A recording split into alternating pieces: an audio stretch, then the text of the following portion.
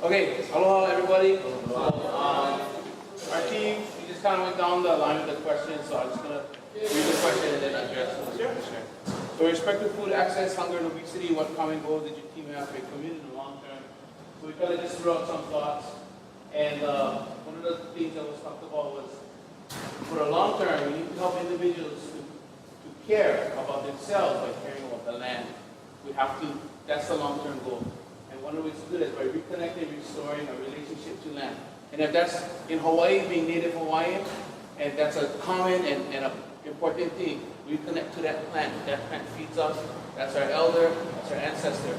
But it was brought up about, what about people who don't have that ancestral connection to the thing? You have to find those other strategies as well. And it might be just through direct relationship, through being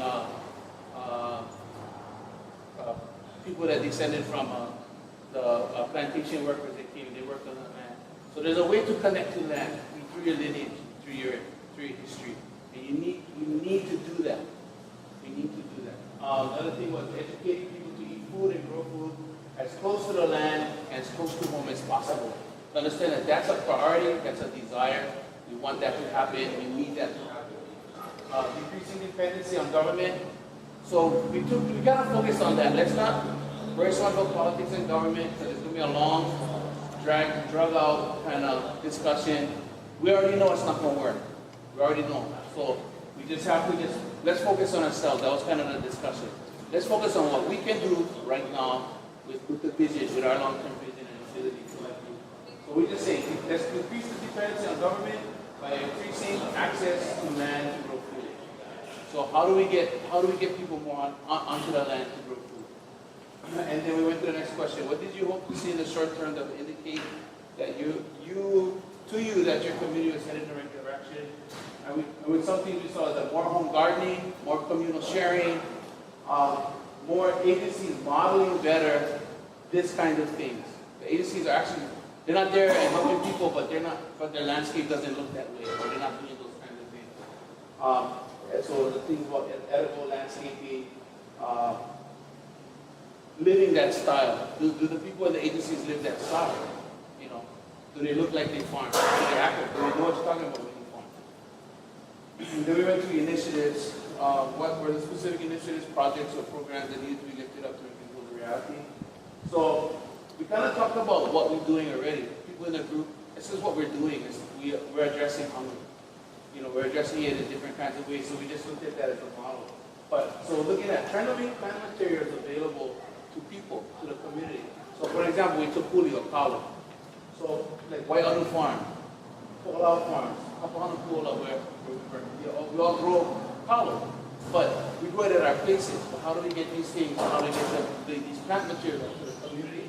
Well, we have people in our group that Keola Mamo, for example, where they're going to educate people about diabetes education and eating food and growing food as close to the land as possible. The food bank, key project, they do those kinds of things. And then they deliver those things to the clients or to the community. So by setting up that network. Another initiative was doing guerrilla gardens, permablitz, like looking at identifying lands that aren't being used, getting an organization, a group of people together that have the energy, the knowledge, and the desire to just grow food because they love to do it. In places that isn't being used, grow it and then give it to the community.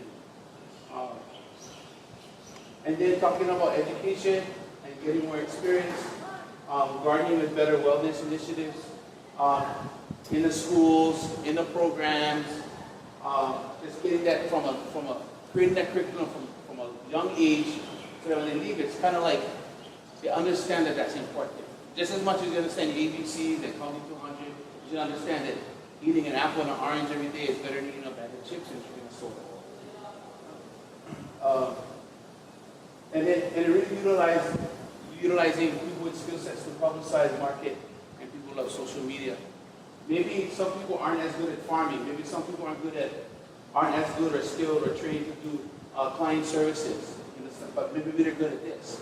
Getting there, utilizing their skills and talents to make this network. They're kind of like the arrows that connect these kinds of people. Then we went to who needed to be invited to the Braintrust screenings or to the Advancement Initiative. And we just were general But we were saying, oh, sorry. We go back to this first. This was the kind of a thing that one of the initiatives is to eat seasonally. Eat what's in season where you live. Don't buy the stuff that's out of season and someplace else. Eat what's there. And then someone that I respect a lot, Elaine Cabello, who the executive director, she said this at a conference. She said, my palate tells me the health of the land. So that when she wants to eat a certain kind of thing that she knows that's in season, I'll go and get it. If I can't get it, what does that tell me about the land? And that's like cool business. So talked about that. We also talked about different kinds of events. Like other people kind of talked about competitions or food events. So we kind of talked about it being like a the delicacies of the land, food events that would cook seasonally, and those kinds of things are happening. But to promote that more, to encourage more access to that, so people of different statuses. They went to the invitees. We thought that maybe more farmers should come. People that do ahupu'a-based restoration, so people like Papana Kuola, people like Ia, Mahuho Ayokoi, Ala Farms, tons of them. There's people that have that focus. Why? Because geographically, we live in an island. Yeah? We have to look at the cycle of how or why we talk about ahupu'a. Ahupu'a in the Western sense is watershed, plus ahupu'a.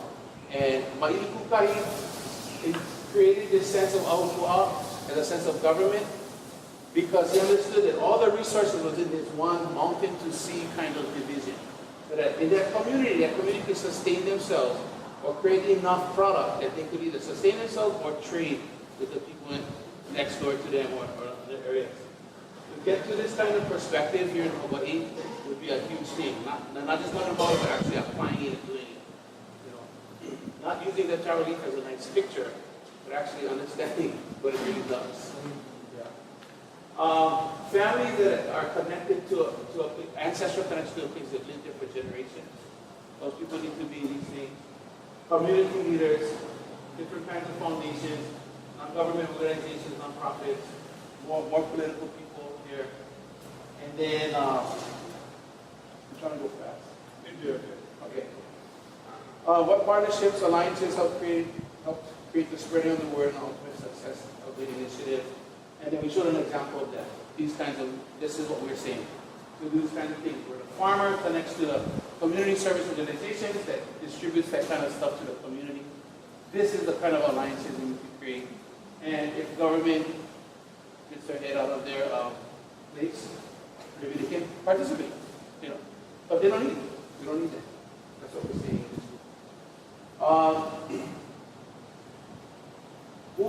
How are you able to get 5,000 members of the community to participate in the discussion? We're doing food offering events, kind of like the Nohono Kaina, publicizing marketing social media, like we discussed about. This serious grassroots. If you're committed to it, and you can gather the community, gather these people together, these kinds of things. Utilizing commercial kitchens throughout the communities to do demonstrations, education, like everybody else has been sharing, basically the same stuff. Our funds raised, everybody loves music, everybody loves food and music, farm fairs, hit up these health insurance providers, put your money where your mouth is, really service the people, health service organizations, other kinds of foundations that deal with things, it doesn't always have to be about food, it could be that maybe they're dealing with organizations that deal with child abuse or spousal abuse, because those are all indications of having some kind of issue that leads to also to hunger. There's something going on. So look at the foundations. What brilliant idea or ideas can you point to as the underpinning of success? We just said Laulima. If we cannot get all these different things to work together, working together, it's not going to work. What is Laulima means just to put their hands together and work together, to share, cooperate, and for a common goal. And y'all kind of said basically the same thing with different words. And reconnecting and restoring a relationship to land, if that's the common goal, we need to all work together like this to do that. And then, in that sense, if we honor everyone's skill sets and what they provide and create a network that does that, we should be able to accomplish that. And that's all we do. Any clarifying questions? Any additions? Let's get back to